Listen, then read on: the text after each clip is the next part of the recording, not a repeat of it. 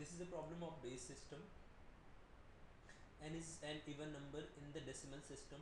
If S is the sum of digits of n when it is written in the base 7, then S is certainly an, which means we have to find nature of S, which is the sum of digits of n when written in base 7. Let the value of n be a 2-digit number AB. This can be written as 10a plus b, and the value of n in base 7 is CD. It can be a 3-digit number as well. For sake of discussion, take it a 2-digit number, and in base 10 it will be 7C plus D.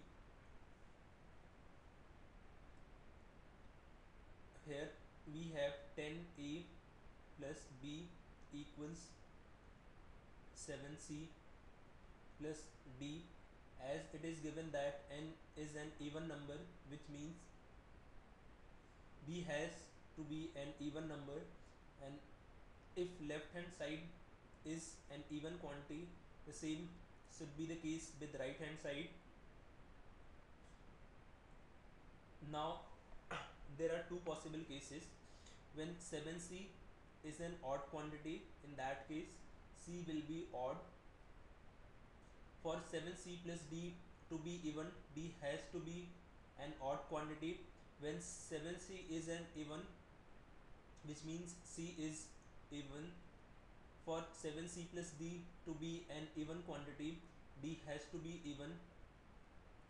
So in either of the cases, C plus D is an even quantity, which means when the sum of the digits of n calculated in base 7, which comes out to be S, it will always be even, which is option A.